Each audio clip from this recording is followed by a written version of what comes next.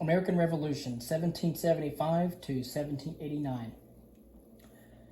The American Revolution began in Massachusetts in April 1775 when General Thomas Gage sent British troops from Boston to seize gunpowder stored by rebellious colonists at Concord.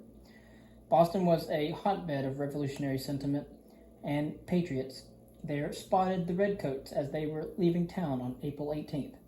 Paul Revere and William Dawes rode through the night to alert volunteers known as the Minutemen, ready to take up arms at a moment's notice. The next day, British troops clashed with the Minutemen at Lexington and Concord and met with more opposition as they returned to Boston. British authorities were not sure if this battle was a local disturbance, like the so-called Boston Massacre of 1770, in which British troops opened fire on a mob, pelting them with stones, or the beginning of a full-fledged revolt. Rebels confirmed their intentions when they battled British troops on Bunker Hill near Boston on June 17, 1775, inflicting heavy losses. General Gage came away convinced that American colonists, who had relied significantly on British troops in earlier conflicts, were determined to fight for their home. After all, the colonists were Englishmen. These people show a spirit and conduct against us they never showed against the French. Shortly after the Battle of Bunker Hill, delegates met in Philadelphia for the Second Continental Congress, instituted by the First Continental Congress. Massachusetts Representative John Adams and his cousin Samuel Adams were among those calling for a declaration of independence, but other delegates were more cautious, hoping to achieve reforms without severing ties with Britain and inviting war. Congress disbanded without committing itself to independence, but prepared for the likelihood of conflict by naming George Washington of Virginia as commander of the Continental Army. Support for independence increased, partly as a result of a widely read pamphlet entitled Common Sense, written by Thomas Paine. A recent immigrant from England, Paine argued that Americans should never achieve their rights under the British monarchy, and at the risk of being branded traitors must rebel against King George III. Quote, "These are the times that try men's souls," he later declared. Many colonists enlisted, while Washington organized his Continental Army, which would defend the mid-Atlantic. Other American commanders to the north and south raised separate forces and challenged the British. In the north, American troops invaded Canada and attacked Quebec. The assault failed but spurred the revolution by provoking a massive show of force by the British against rebellious colonists. As the Second Congress reconvened in Philadelphia in 1776, a huge British fleet carrying more than 30,000 troops was bearing down on the city of New York. The time had come for the Americans to bow to King George III or assert their independence. On July 4th, 1776, the Continental Congress approved the Declaration of Independence on behalf of the, quote, 13 United States of America, signaling that the former colonies were now part of a sovereign nation, end quote. The document was written largely by Thomas Jefferson, drawing on ideas put forth by his fellow Virginian George Mason and English philosopher John Locke, who had argued that governments derive their legitimate authority from the consent of the governed. When a government violates that principle, Jefferson wrote, quote, "It is the right of the people to alter or to abolish it," end quote. The Declaration of Independence broke irrevocably with Great Britain and its monarch by accusing King George III of establishing an absolute tyranny over these states. It committed Americans to a fateful struggle against one of the world's greatest powers. The decision in Philadelphia placed a heavy burden on George Washington, who had only some 200 or 20,000 raw recruits at his disposal to challenge the larger and better trained British force that had landed on Long Island that summer. Their Commander General William Howe offered to pardon the rebels if they laid down their arms. When that offer was rejected, Howe attacked, inflicting a series of defeats on Washington's forces, who retreated from Long Island to Manhattan to New Jersey before encamping for the winter in eastern Pennsylvania. For all his travails, Washington kept his battered army intact and achieved his first notable victory on Christmas night by crossing the icy Delaware River with his troops and ousting Hessian mercenaries employed by the British from Trenton, New Jersey. The victory raised morale, but Washington could not hold the town and remained on the defensive. The British might have swept to victory had they held to their original plan for 1777, which called for General John Burgoyne to drive southward from Canada while General Howe advanced up the Hudson River to meet him. Instead, Howe abandoned that idea and traveled south with his troops to capture Philadelphia, which he occupied in September. The loss of the revolutionary capital was a blow to Americans, but Howe failed to destroy Washington's Continental Army, which took refuge at Valley Forge, west of the city. Meanwhile, Howe's impulsive move allowed American commanders in the north to concentrate their forces against Burgoyne, who suffered a devastating defeat at Saratoga, New York, surrendering there in October 1777 with some 7,000 men to General Horatio Gates. The stunning outcome helped persuade France to back up the American Revolution and commit warships and troops to the conflict. Despite French assistance, Americans faced a long, uncertain ordeal. Enlistments lagged, and efforts to conscript troops met with resistance. Rather than raise taxes, which Americans abhorred, Congress issued paper money to pay soldiers and meet other obligations, causing rampant inflation. Many Americans had qualms about the Revolution, and some were opposed to it from the start. Some were loyalists to the British crown. A number of those loyalists immigrated to Canada, and others fought for the British. Beginning in 1778, the British focused their military efforts on the Deep South, hoping to capitalize on loyalist sentiment there. Instead, their tactics, which included offering freedom to runaway slaves in an effort to undermine the Southern economy, incited fierce opposition to the British and their loyalist supporters. In 1781, the British commander in the South, Lord Cornwallis, abandoned the Carolinas and moved his forces to Yorktown near the Virginia coast. This gave Washington a long-awaited chance to launch a major offensive with an army now well-trained and amply supported by French forces under the Count de Richelieu, while a French fleet kept the British from reinforcing or evacuating their troops at New Yorktown by sea. Washington laid siege to Cornwallis's army and forced his surrender in October. Weary of the costly war, the British opened peace talks. In 1783, they signed the Treaty of Paris, formally recognizing American independence. Thank you, Count Rochambeau. The spirit of the revolution spread to other parts of the New World in the late 1700s as European power eroded in the Americas and long-exploited groups fought for freedom. In Peru, descendants of the Inca and other native Indians had long been forced to labor in Spanish mines and workshops under deplorable conditions. In 1780, they staged a revolt using the old Inca system of knotted ropes to communicate. Their leader, Jose Gabriel Condorcanqui, claimed descent from one of the last Inca emperors. He and his followers overran the Peruvian highlands and twice attacked Cusco, the former Inca capital, before he was captured by Spanish forces and tortured to death in 1781. The rebellion was crushed the following year after it spread to neighboring Bolivia, and the French colony of Haiti shared the island of Hispaniola with the Spanish colony of Santo Domingo. Free blacks and mulattoes revolted in 1791 when they were denied the right to vote promised them following the French Revolution. Slaves toiling on Haiti's sugar and coffee plantations soon joined the rebellion, which came under the leadership of Toussaint, a freed slave who shrewdly exploited European rivalries in the Caribbean. Committed to ending slavery in his homeland, he joined in 1793 with Spanish forces in Santo Domingo and their British allies in a campaign against French troops in Haiti. He abruptly changed sides the following year after French revolutionary authorities in Paris abolished slavery. Toussaint went on to take control of Santo Domingo and declared the entire island of Hispaniola independent under his rule in 1801. By that time, Napoleon Bonaparte had assumed power in France, and he moved to reassert French authority over the island. Seized by forces dispatched by Napoleon, Toussaint died in a French prison in 1803, but his legacy was fulfilled a short time later when Napoleon abandoned his pursuit of empire in the New World to wage war against Britain. In 1804, Haiti formally achieved its independence. And as you can see, the Haitian Revolution and the French Revolution was primarily in response to the American Revolution. From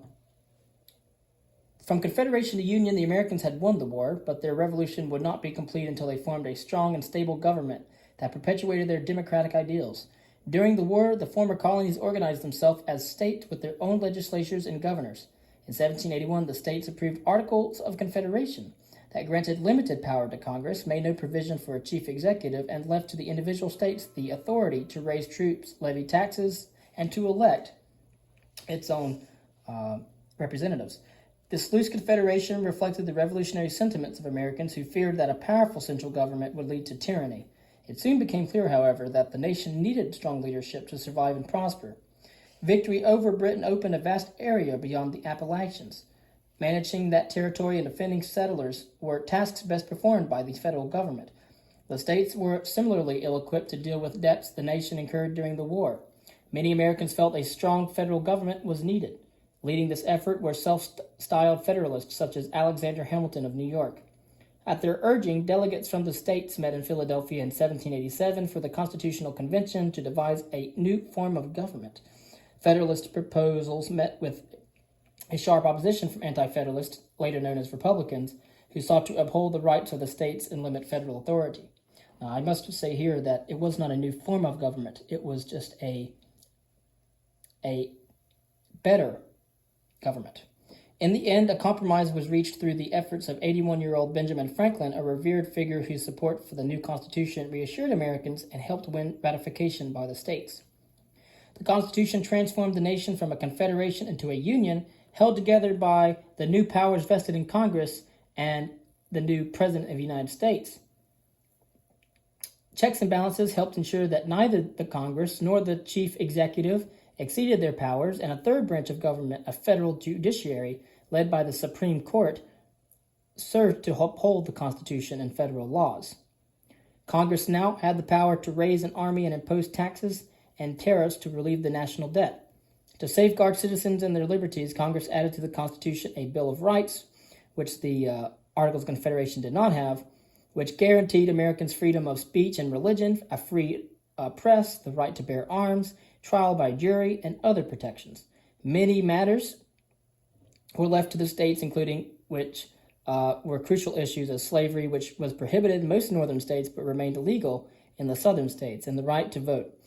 State laws restricted suffrage to white male property owners, and more than a century would pass, however, before constitutional amendments extending voting rights to all citizens, regardless of race or gender. In 1789, the promise of the American Revolution was fulfilled when the first national elections were held and George Washington became the first president of the United States. The strength of the democratic system was later confirmed when power passed peacefully from Washington to his former vice president John Adams in 1797, and from the Federalist Adams to his Republican opponent Thomas Jefferson 4 years later. The framers of the Constitution had succeeded in forming a more perfect union. French Revolution, 1789 to 1799. As France entered the 1780s, conditions were ripe for a revolution, evident to historians with the aid of hindsight, but not obvious to the French of that time. An old, highly stratified society headed by King Louis XVI promoted social injustice. Peasants in France were better off than those in some other European countries, and many of them even owned their own land, but they still had to pay land taxes, feudal dues, a church tithe, and fines to the nobles. As the nobles faced the increasing costs of living in the 17th century, they collected dues from the peasants ever more diligently. The growing middle class in France, the bourgeoisie, consisted of lawyers, merchants, doctors, and other professionals. Educated, they had read the writings of the Enlightenment and believed in equality and social justice, equality, fraternity, and liberty. They resented the privileges of the aristocratic class and were more restless and outspoken than the peasants. Like the peasants, the bourgeoisie was heavily assessed, while the aristocrats of the country paid relatively little tax. The extravagance of the royal court and the privileged existence of nobles and church officials made the tax inequities especially grating. If the King of France had been particularly intelligent and adroit, he might have been able to solve at least some of these dilemmas, but he was not. King Louis XVI was a well-meaning but ineffectual ruler, more interested in his hobbies of locksmithing and hunting than in the hard work of ruling a troubled country. Aristocrats at court talked him out of taking the revolution seriously, and as matter grew more dire, his unpopular Austrian wife, Marie Antoinette, also persuaded him to avoid compromise. Added to these social problems was a mountain of debt. After the highly expensive 7 Years' War and France's contribution to the American Revolution, the country was bankrupt. Louis's finance minister until 1781 published an account of the country's finances that conveniently admitted its expenses from wars. When his successor, Charles Alexandre de Calonne, presented the correct figures to an assembly, he was widely disbelieved. All through the late 18th century, France's population had been rising, outstripped the country's food production. Then in 1788, a severe winter brought famine and starvation in the countryside, while in Paris, rising food prices brought riots over bread. The situation in France had reached the boiling point. The government was out of money, and no one would extend it loans. The common people were already taxed, and nobles refused to pay additional tax. Desperate, in May of 1789, Louis XVI called together the Estates General, a legislative body that had not met for 175 years. France was at this time divided into three social classes. The first estate was the Catholic clergy, the second estate, the nobility, and the rest of the population made up the third estate. In the Estates General, the three classes sat separately. Each estate had an equal voice in affairs, even though the third estate represented vastly more people than the other two combined. In a 1789 pamphlet, asked, "What is the third estate?" Everything. What has it been in the political order until now? Nothing. What is it asking to become? Something. The first two estates assumed business would be conducted as usual, but the third estate asked for a meeting in which each delegate would have one vote. When the king refused the one-man, one-vote request, the third estate began to meet on its own and started to draft a new constitution, one inspired by the egalitarian ideas of the Enlightenment and the experiment in democracy that was taking place in North America after the recent War for Independence. King Louis XVI agreed to turn the Estates General into a national assembly, but he planned in the meantime to have it dissolved. Public support for the new assembly was strong, and when the king appeared ready to use force to disband it, on July 14th, a crowd overtook an armory called Hotel des Invalides, relieved it of its guns, and stormed the prison known as the Bastille, in search of powder and shot. Word spread of the crowd's success, and uprising began all over France, with granaries robbed and manor houses overrun. Seeing the power of the third estate, the other two, which had been reluctant, joined the National Assembly. Dissension among the members was indicated by their location on the left or right in the room, terms that would stay on in political terminology. Despite disagreements, the members wrote a truly revolutionary document, the Declaration of the Rights of Man and of the Citizen. It proclaimed new rights, such as freedom of speech, freedom of the press, freedom of religion, and outlawed arrests and punishment without just cause. It declared all citizens equal, and stated, quote, social distinctions may be based only upon general usefulness, end quote. The protections extended to these useful citizens did not apply either to women or slaves, although slavery was outlawed in 1794. When Louis XVI seemed to waver in support of the declaration, a mob of partisan women marched on the palace of Versailles and forced the king and queen to Paris so they could be watched. Over the next 2 years, the assembly made drastic alterations. It confiscated and sold church properties, mainly to the peasants and middle class. Censorship ended. A one-house legislature was established, whose members were elected, which, despite declarations of equality, included only men of property. The old system of provincial government was replaced with an administration consisting of 83 departments, which still exists today. Religious tolerance was encouraged, including an unprecedented acceptance of Judaism. Louis reluctantly accepted rules for a limited monarchy, but could not abide by them. In 1791, he and Marie Antoinette fled Paris, only to be stopped and returned. News of the revolution stirred unrest in other European countries and alarmed rulers. In 1792, the French halted an attempt by Austria and Germany to march on Paris and quell the revolution. Food shortages worsened. Alarmed citizens worried that other European countries were attempting to end the revolution. Building on these fears, a radical group called the Jacobins decided that the revolution had not gone far enough. In 1792, they abolished the monarchy, proclaimed a republic, and accused Louis of treason. They beheaded him with a new machine called the guillotine. A guillotine claimed its bloody prize, a weighted horizontal blade suspended above its victim. Support for the revolution was not universal, even outside the aristocratic class. Catholics in the West, objecting to the regime's secularist policies, rebelled and fought conscription. In response, government forces executed perhaps hundreds of thousands of rebels in the 1790s. The Jacobins went even further than their predecessors in changing the face of everyday life. Instead of the God of the Catholics, they proposed setting up a cult of the Supreme Being. In 1793, they created a new calendar, which began on September 22nd, 1792, the day after they proclaimed the Republic. The 30-day months had names based on nature, such as rainy month. The old currency and system of weights and measures were replaced with a metric standard. Revolutionary fervor infected all spheres of life. A military song composed to cheer the army of the Rhine became the new national anthem known as the Marseillaise. Men's fashion became more democratic. True revolutionaries gave up the wearing of aristocratic knee breeches so that working-class radicals came to be known by the term sans culottes.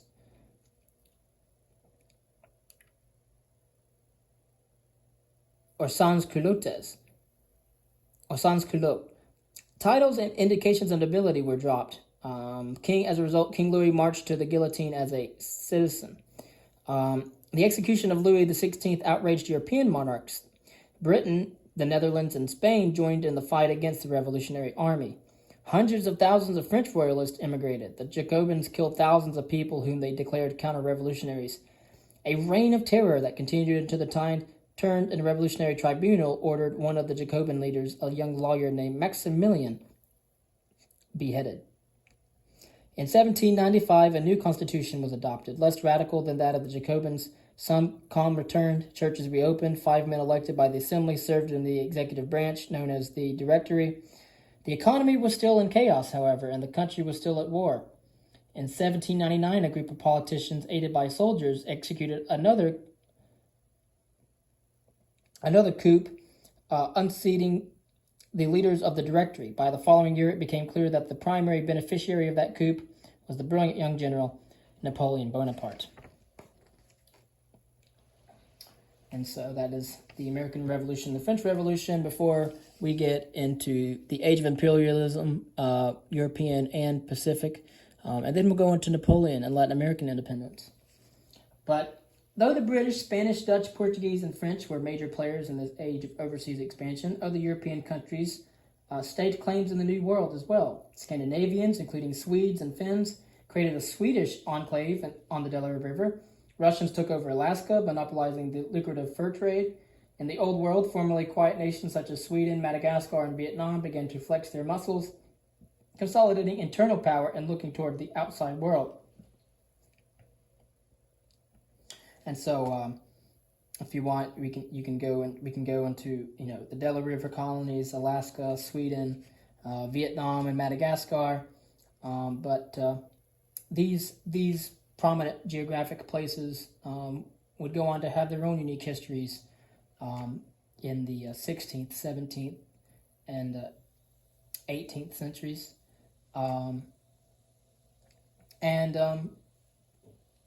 Perhaps those will be a further discussion later, but I appreciate you watching this video on reading about the American Revolution and the French Revolution. Thank you.